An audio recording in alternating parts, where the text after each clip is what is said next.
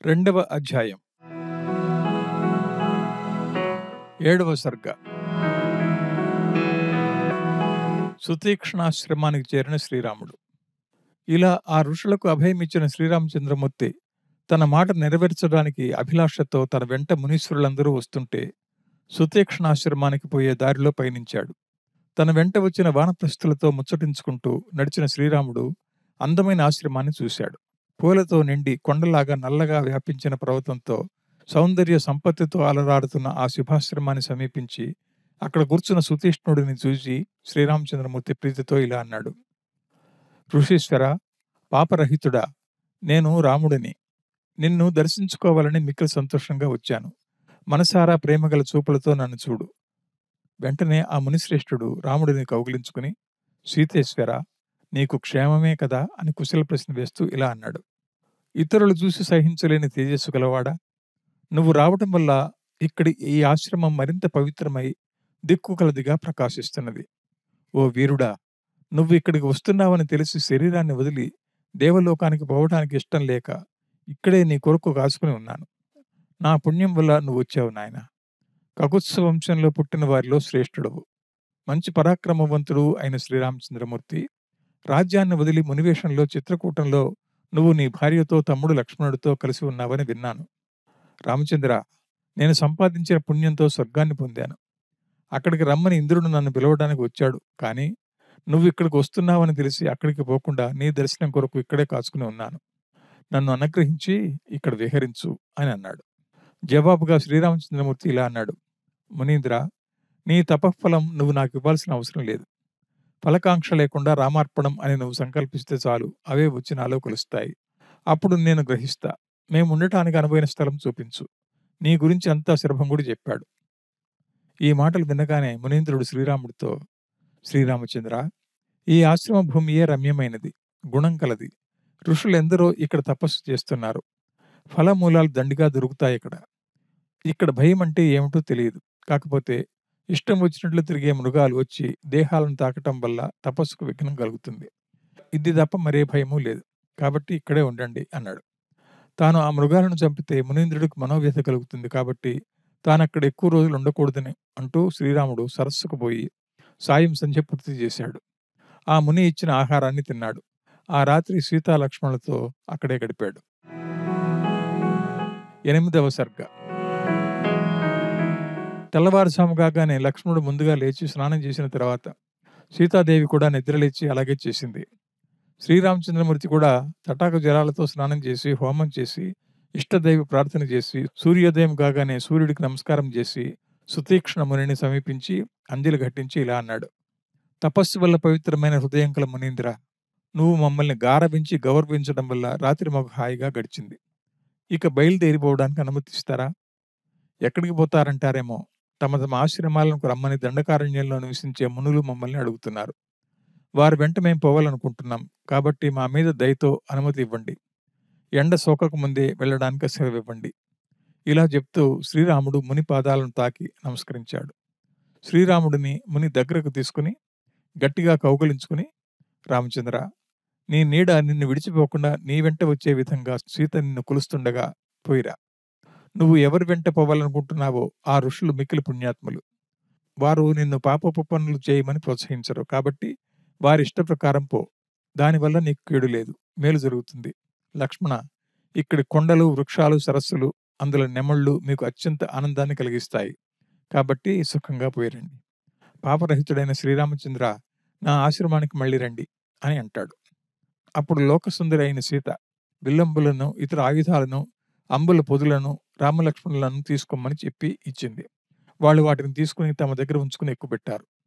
రామలక్ష్మణులు విండ్లు ధరించిన విధం చూసి ఆయుధాల పట్టు వెడుపులు తెలిసిన సీతాదేవి వారు యుద్ధ సన్నద్ధులైనారని తెలుసుకున్నది. 9వ సర్గ. అందరూ బయటికి పోతున్న సమయంలో సీతాదేవి శ్రీరాముడు ముఖార విందాన్ని చూసి స్నేహభావంతో, ప్రేమతో, మెత్తటి తీయటి మాటలతో ఇలా చెప్పింది: ప్రాణేశ్వర, నువ్వు అనుష్ఠించదలిచిన వానప్రస్థ ధర్మం కామం వల్ల కలిగే వ్యసనాలను వదిలి కూడా సూక్ష్మమైన ధర్మ మార్గంలో అనుష్ఠించవచ్చు కదా. కామజ వ్యసనం లేదంటావా? అవి 3. మొదటిది అసత్యం చెప్పటం, దానికంటే పెద్దది పరస్త్రీలతో భోగించటం, దానికంటే పెద్దది పగ లేకుండా ఇతరులను నిష్కారణంగా హింసించడం. ఈ మూడింటిలో మొదటిదైన మిథ్యాభిభాషణం నీలో లేదు. ఇంతదాకా నువ్వు అసత్యం ఆడలేదు. ఇక రెండోదైన పరభార్య సంగమం విషయంలో నీకలాంటి కోరికే లేదు. నువ్వు ధర్మనిరతుడు కాబట్టి నీలో ఏ పాపాలు కనపడవు. కాబట్టి అధర్మకర దోషం లేదు. లక్ష్మణాగ్రజ, నాథా, నువ్వు సర్వదా సత్యం, ధర్మం తప్పని వాడివి కాబట్టే తండ్రి వాక్యాన్ని పాలించడానికి ఇంత శ్రమ పడుతున్నావు. సత్యం, ధర్మం నీలో ఏ కొరత లేకుండా ఉన్నాయి. ఇంత సత్యం, ధర్మం విజితేంద్రియులకు తప్ప ఇతరులకు లభించవు. నువ్వు ఎంత జితేంద్రియుడవో నాకు తెలుసు. రామచంద్ర, మిథ్యాభిమానం, పరదాన సంగమాభిలాష నీలో లేవు. ఆ విషయం గురించి నేనేం చెప్పను? కామజ వ్యసనాలలో మూడోది మిగతా రెండింటికంటే క్రూరమైనది. నువ్వు అది చేయబూనావు. జ్ఞానహీనులు పగలేకపోయినా ఇతరుల ప్రాణం తీస్తారు. అది అలాంటి వారికి తగును గాని నీకు తగదు. అది నాకెలా తెలుసుంటావా? మునీశ్వరుల కొరకు దండకారణ్యవాసులైన రాక్షసులను చంపుతానని ప్రతిజ్ఞ చేశావు. అందుకోసమే ఇక్కడకు వచ్చావు. మునిలాగా తిరగాలనుకుంటున్న నీకు, నీ తమ్ముడికి విల్లు బాణాలెందుకు? అవి హింసించే సాధనాలే కదా. ఆత్మరక్షణ కోసమని అనుకోవచ్చు కదా అంటావేమో. ఈ మునులందరూ ఆత్మరక్షణ కొరకు ఏ ఆయుధాలు ధరించారు? నువ్వు సాయుధుడవై వచ్చినందున మునులు వచ్చి నిన్ను రక్షించమని అడిగారంటావా? అలాగే నువ్వు రాక్షసులు హింసించడానికి వస్తే క్షత్రియుడవైన నువ్వు ఎవరిని ప్రార్థించాలంటావా? అలా వారు వస్తే నువ్వు ఆయుధాలు పట్టవచ్చు. కానీ ఇప్పుడు మీరు విల్లు, ఆయుధాలు పట్టిన తీరు చూస్తే యుద్ధానికి పోతున్నట్లున్నది. అందువల్ల మీ శుభం, హితం కోరిన దాన్నైనా నేను నిష్కారణ విరోధంతో మీకేం అశుభం కలుగుతుందో అని భయపడుతూ ఉన్నా. నువ్వు సత్యం, ధర్మం పాటించేవాడివి. ఇంతదాకా ఆ రెంటిని సమంగా కాపాడుకుంటూ వస్తున్నావు. సంతోషమే. ఇప్పుడు రెండింటికి విరోధం వచ్చేట్లున్నది. సత్యంతో విరోధించే ధర్మం ధర్మం కాదు. ధర్మంతో విరోధించే సత్యం సత్యం కాదు. మీరు ఇప్పుడు అడవులకు ప్రయాణమై పోవటం సమ్మతమైన కార్యం కాదు. పోతే ఏమవుతుందంటావా? కారణం చెప్తా విను. మీరు యుద్ధానికి పోయే విధంగా చేతుల్లో విల్లంబులు, కత్తులు ధరించిపోతున్నారు. తోవలో ఎవరైనా రాక్షసుడు కనిపిస్తే, ఇదిగో రాక్షసుడు దొరికాడని వాడి మీద బాణం వేస్తారు. ఆ దెబ్బకు వాడు చస్తాడు. అదే రాక్షసులకు మనకు విరోధ కారణం అవుతుంది. రాక్షసులు మనకు ప్రత్యక్షంగా అపకారం చేస్తే వారిని చంపవచ్చు. కానీ ఎవరో ఋషీశ్వరులు చెప్పారని రాక్షసులను చంపి మనం కయ్యానికి కాలదవ్వటం నాకు ఇష్టం లేదు. రాక్షసుల మీద బాణం నువ్వు ప్రయోగిస్తావని నేను ఎలా ఊహించానంటావా? నువ్వు రాక్షసులను చంపుతానని ప్రతిజ్ఞ చేశావు. నువ్వు సత్యప్రతిజ్ఞుడు కాబట్టి చంపక మానవు. భయపడవద్దు. నిష్కారణంగా నువ్వెవరిని చంపనని అంటావా? హింసించవచ్చేవారినే హింసిస్తానంటావా? అలా అని ధైర్యం చెప్తావా? అలా అయితే నీ ప్రతిజ్ఞ ఎలా నెరవేరుతుంది? దానికి సరైన కారణం కావాలి. ఆ కారణం నేనే అవుతా. అప్పుడు నా కొరకు నువ్వు రాక్షసులను వధించవచ్చు. కానీ నువ్వు ఏకపత్ని వృత్తుడవు కదా. నన్ను వదిలి నువ్వెలా ఉంటావు? నా వియోగం వల్ల నువ్వెంత దుఃఖిస్తావో నీ దుఃఖం నేను సహించలేను. కాబట్టి నువ్వు అరణ్యానికి పోవడం నాకు ఇష్టం లేదు. నా వియోగం వల్ల మీ ప్రతిజ్ఞ నెరవేరటం ఎలా? ప్రతిజ్ఞ చెడినప్పటికీ మీరు దుఃఖపడకుండా ఉండడం ఎలా అనేదే నా ఆలోచన. క్షత్రియులకు చేతిలో ఆయుధం ఉంటే బలాన్ని, తేజాన్ని వృద్ధి చేస్తుంది. కాబట్టి కలహం లేకుండా ఉండేందుకు మీ ఆయుధాలను ఇక్కడే ఉంచిపోదాం. సీత శ్రీరాముడికి శస్త్ర సాంగత్య దోషాన్ని తెలియజేసి ఇతిహాసాన్ని చెప్తూ ఇలా అంటుంది. ప్రాణేశ్వర, రామచంద్ర, పూర్వకాలంలో సత్యం, ధర్మం అంటే ఆసక్తి గల ఒక ముని ఉండేవాడు.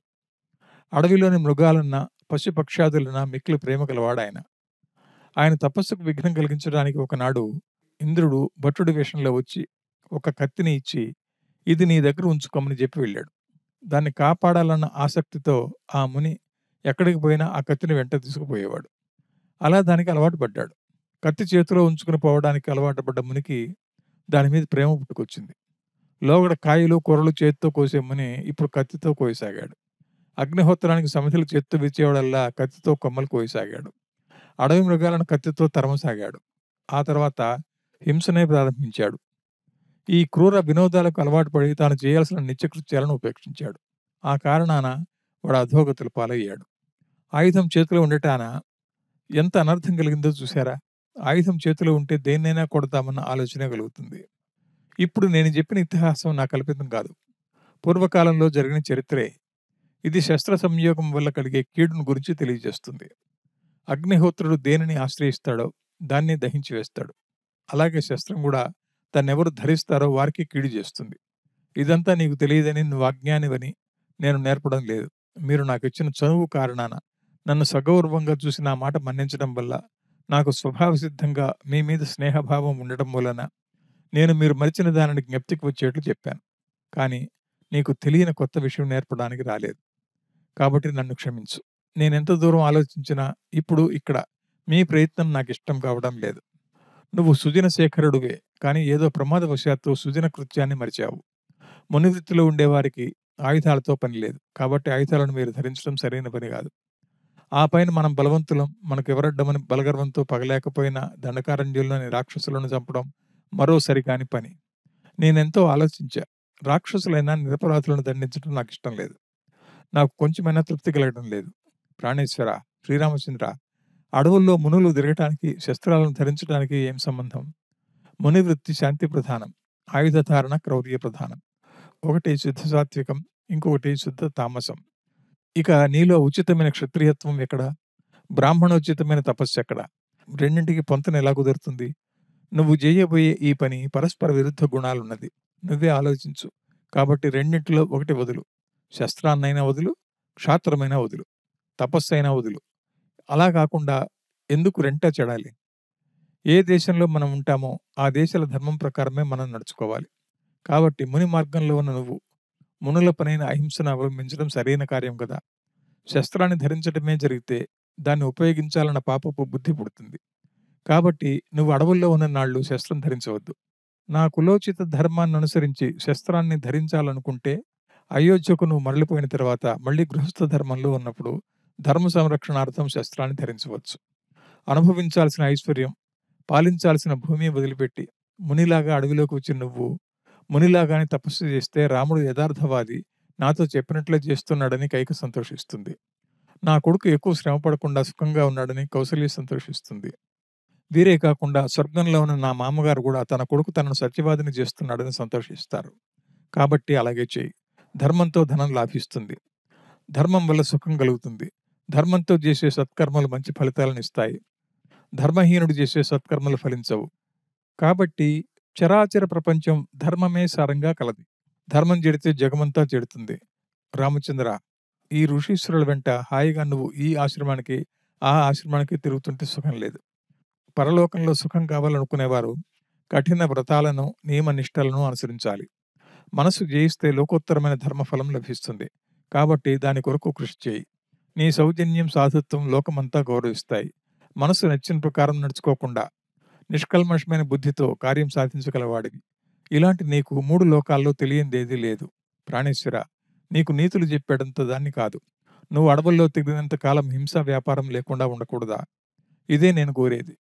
నువ్వు సజ్జన వందితుడవు, హింసారతుడివే అయితే సజ్జనులు మెచ్చరేమో, రాముడు క్రూరుడు అంటారేమోనని విచారిస్తున్నాను. స్త్రీలకు స్థిరబుద్ధి లేదు, ఇదమిద్దమని నిశ్చయించలేరు. కాబట్టి నాకు స్వభావ సిద్ధమైన బుద్ధి చపలత వల్ల తోచింది చెప్పా. నీకు ధర్మం చెప్పగల సమర్థులెవరు? కాబట్టి నువ్వు నీ తమ్ముడు ఆలోచించి ఏది మేలని చూస్తే అదే చేయండి. 10వ సర్గ. రాముడు ఆడిన మాట తప్పేవాడు కాదు. కాబట్టి రాక్షస వధ చేయకుండా ఉండడు. అలా అని నిష్కారణంగా వాళ్ళని చంపడు. రాక్షసులేమో దుష్టులు, ఊరికే ఉండేవారు కారు. రాముడు ధనస్సు చూసి తనకు కీడు కలుగుతుందని భయపడి వారే ఏదైనా కీడు చేయడానికి ప్రయత్నం చేస్తారు. రాముడు ఊరుకున్నా వాళ్ళు ఉండరు. అందుకే రాక్షసవధ మాననని సీతకు ప్రత్యుత్తరం ఇస్తున్నాడు. పతివ్రత అయిన సీతాదేవి కేవలం తన మీద ప్రేమతో తన క్షేమం కోరి చెప్పిన మాటలను విని ఆమె అభిప్రాయం గ్రహించి సీతాదేవి చెప్పిన అర్ధకామ సుఖాల మీద కోరిక లేక ధర్మమే పరమార్థం అని దాని మీదే మనసున్న వాడైన శ్రీరామచంద్రమూర్తి సీతతో ఇలా అన్నాడు. దేవి, నువ్వు నన్ను క్షత్రియులకు సార్త్యవ్రజ రక్షారంభమునకు కార్ముక ధారణమగునని అంగీకరించావు కదా. ఇప్పుడు దండకలో ఉన్న మహానుభావులు గొప్ప మనసు గలవారు. ఆ కారణాన ఇతరులను బాధించరు. అందుకొరకై ఇతరులను ప్రేరేపించరు. అలాంటి అహింసాపరులైన ఋషులు రాక్షసులకు భయపడి వారంతట వారే నా ప్రయత్నం లేకుండా కడు దుఃఖంతో నా దగ్గరకు వచ్చి నేనే దిక్కుని శరణుజొచ్చారు. అలా నేనే దిక్కుని నమ్మిన ఆ స్థితులను ఎలాగైనా పాడైపోమ్మని తిరస్కరించడం ధర్మమా? నువ్వే చెప్పు. హింస నిషేధం అని నువ్వన్నావు. అది నేను అంగీకరిస్తా. హింస అంటే ఎలాంటిది? నిరపరాధులైన సాధువులను హింసించడాన్ని హింస అంటారు. కానీ అసాధువులను హింసించడాన్ని హింస అనరు కదా. రాక్షస వధ మీద నాకున్న ఉద్దేశం ఏమిటి? అదేమైనా వినోద క్రీడా నాకు? వాళ్ళని నేను కామంతో గాని, క్రోధంతో గాని, లోభంతో గాని, మదమాశ్చర్యాలతో గాని, మోహంతో గాని చంపాలనుకోవడం లేదు కదా.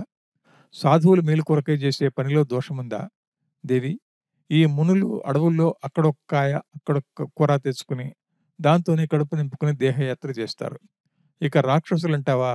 మృగాలనే గాకుండా మనుషులను కూడా పీక్కుని తిని భోగాలనుభవిస్తారు. మునులు ధర్మ పద్ధతిని నడిస్తే, వారు దయా దాక్షిణ్యాలు లేకుండా క్రూర పద్ధతిని నడుస్తారు. మునులు ఎల్లప్పుడూ వ్రతాలు ఆచరిస్తున్నందువల్ల ఇతర కార్యాలంటే ఆసక్తి లేని వారు, ఇక రాక్షసులు శిష్ణోదర పరాయణులై ఇతరులను బాధించడమే వ్రతంగా ఉన్నవాళ్ళు. ఇలాంటి నిష్కారణ హింసాపరాయణులైన రాక్షసులను వధించి శిష్టరక్షణ చేయటం అధర్మమా చెప్పు? దండకారణ్యంలో నివసిస్తున్న మునీశ్వరుల సమూహాలు మా ఇద్దరి దగ్గరకు వచ్చి అనేక విధాలుగా తాము పడుతున్న దుఃఖాలను చెప్పి తమను రక్షించాలని ప్రార్థించారు. అప్పుడు నేను వారి పాదాలకు నమస్కారం చేసి, మునులు తను చూడడానికి ముందే వారిని చూడటానికి తాను పోనందుకు సిగ్గుపడుతున్నానని, తాను చేసిన అపరాధానికి దయతో క్షమించమని అన్నాను. వారి కోరికలేమిటని, వారికి తాను చేయాల్సిన సహాయం ఏమిటో చెప్పమని అడిగాను. అప్పుడు దేవి ఏకవాక్యంగా వారంతా ఒక్కటే చెప్పారు. దండకలో ఉన్న రాక్షసులు తమపై పగబూని తాము హోమం చేస్తున్న సమయంలో తమను బాధపెడుతున్నారని, ఆ బాధ పడలేక తమకు రక్షకుడు ఎవరు వస్తారో అని విచారపడుతుండగా తమ పుణ్యఫలం వల్ల నేను దొరికానని అన్నారు. తపస్సు చేయటం సులువు కాదని, అది మిక్కిలి కష్టకార్యమని, అంత కష్టపడి చేద్దామంటే మధ్య మధ్యలో విఘ్నాలు కలుగుతున్నాయని, తమ తపశ్శక్తి పోగొట్టుకోదలుచుకోలేక వారిని శపించడం లేదని, ఎంతమందిని అలా శపించగలమని, ఒకవేళ శపించినా తమకింక ఏ శక్తి మిగులుతుందని, జీవించినా వ్యర్థమే కదా అని వాళ్ళన్నారు. వాళ్ళింకా ఇలా చెప్పారు. నిర్మలమైన కీర్తి గలవాడా, మా స్థితిగతులను ఆలోచించు. రాక్షసులు చేసే పనులు ఆపుజేయించు. మా తపస్సులు సాగేట్లు చెయ్యి. మా మీద దయ చూపి మమ్మల్ని రక్షించు. నువ్వు నీ తమ్ముడే మాకిక్కడ దిక్కు. వేరే రక్షించేవారెవరూ లేరు. మీరు తప్ప మరే రాజులైనా వీరి బారి నుండి మమ్మల్ని కాపాడలేరు. పూబోని వాళ్ళిలా చెప్పగా వారిని కాపాడాలని ప్రతిజ్ఞ చేశాను. ఒట్టి మాటలు చెప్పి కన్నీళ్లు తుడిచి పంపలేదు. నాకు సత్యం అన్నింటికంటే ముఖ్యం కాబట్టి ప్రాణాలున్నంత వరకు చెప్పిన మాట తప్పను. నువ్వే దిక్కుని నన్ను ఆశ్రయించి ఎప్పుడు కూడా ఇతరులకు హాని కలిగించే వాడి జోలికి పోకుండా దిక్కులేని వారిగా ఉన్న మునులను రాక్షసులు పనిగట్టుకుని వధించారు. నువ్వు నిర్మలమైన మనసున్న దానివి కదా. ఇంతకంటే విరోధమైన పని ఏమన్నా ఉందా చెప్పు. నన్ను ఆశ్రయించేదాకా ఎవరు ఏ పాపాలు చేసినా వారి పాప ఫలం వాళ్లే అనుభవిస్తారని, వారిని నేను రక్షించే ప్రయత్నం చేయను. ఒకసారి నన్ను ఆశ్రయిస్తే నేనే దిక్కుని వారి రక్షాభారం నా మీద వేస్తే, పాపకార్యాలు చేయకుండా ఉండే దిక్కులేని వారిని రక్షించడమే నా పని. దానికి నేను కట్టుబడి ఉన్నాను. అలాంటి వారిని, నా రక్షణలో ఉన్నవారిని, నా ఆశ్రితులను రాక్షసులు చంపుతున్నారు. నా భక్తులు నా ప్రాణంతో సమానం. నా భక్తులను బాధించడం అంటే నన్ను బాధించడమే. కాబట్టి పగకు దీనికి మించిన కారణం ఏం కావాలి? దీనికి జవాబు చెప్తే సుమతి నువ్వు చెప్పినట్లే చేస్తా. ఇక నా మనోనిశ్చయం విను. సత్యాన్ని రక్షించేందుకు ప్రాణాలైనా విడుస్తాను. ప్రాణాల కంటే ఇష్టమైన నిన్నైనా విడుస్తాను. నీకంటే ప్రియమైన తమ్ముడునైనా విడుస్తాను. కానీ సామాన్య విషయమైన ప్రతిజ్ఞ విడువను. అందున ముఖ్యంగా బ్రాహ్మణులకు ఇచ్చిన మాట తప్పను.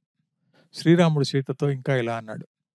ఆశ్రిత రక్షాభారాన్ని వహించిన నేను ఆ ఆశ్రితులై నా పరతంత్రులై ఉండే మునుల కార్యాన్ని రక్షించడం నా విధి. ఒక్కసారి వాళ్ళు నాతో మేము నీ ఆశ్రితులం అని చెప్తే చాలదా? గడీ గడీకు చెప్పాలా? నేనంత మరిచేవాడినా? వారి యోగక్షేమాలను నేను విచారించాల్సిన వాడిని. అలాంటిది వారు వచ్చి నేను చేయాల్సిన పనిని గుర్తు చేసిన తర్వాత వారికి ప్రతిజ్ఞ చేసి కూడా ఎలా నెరవేర్చకుండా ఉంటాను? నువ్వు జనకరాజు కూతురువు కదా. ఇది నీకు తెలియని విషయమా? అప్పు తీసుకున్నవాడు మళ్ళీ మళ్ళీ అడిగించుకోవచ్చా? అడిగించుకుని ఇవ్వడం శ్లాఘ్యమా? ఇవ్వకపోవడం శ్లాఘ్యమా? రెండూ కావు. నన్ను నమ్మి, నన్ను స్మరించి, నన్ను ధ్యానించి, అర్చించి, జపించి, సేవించి, వర్ణించి, కీర్తించి, నాపై రుణమెక్కించిన వారి రుణం నేను తీర్చుకోవద్దా? నా భక్తుడిని నేను స్మరిస్తాను. నేను చెప్పిన మాట నెరవేర్చడం ఆలస్యమైందని నేను విచారపడుతుండగా వారి కార్యం నెరవేర్చకుండా ఎలా ఉండగలను? నాకు నీ మీద, నీకు నా మీద స్నేహం, మోహం ఉన్న కారణాన నువ్వు మంచి మనసున్న దానివైనందున ఇదంతా చెప్పాను. రక్షావధకు పూనుకున్నప్పుడు నాకు నీ మీద, నీకు నా మీద గల స్నేహానికి, మోహానికి విఘ్నం కలగొచ్చునేమో అన్న నీ అనుమానం గ్రహించాను. అది సహించైనా కార్యం నెరవేర్చాలి. నువ్వు ఉత్తమ స్త్రీవి కాబట్టి నీకు ఇలాంటి మంచి మాటలు చెప్పగలిగాను. స్నేహం, మోహం భర్తకు తమ మీద లేకపోయినా, భర్తల మీద తమకు లేకపోయినా చెప్పగలరా? చెప్పరు. కాబట్టి నువ్వు ఉత్తమ గుణ సంపన్నవని, నిష్కపట వ్యాపారవని మెచ్చాను. నిర్దోషురాలా, కమలహస్త, నువ్వు పుట్టిన జనక వంశానికి, నీ శీలానికి తగిన విధంగా చెప్పాను. ఇందు ఏ దోషం ఉంది? నువ్వు సహధర్మచారిణివి, ప్రాణాల కంటే ఎక్కువ ప్రియమైన దానివి అని చెప్పి లక్ష్మణుడు, సీత తోడురాగా శ్రీరాముడు విల్లు ధరించాడు.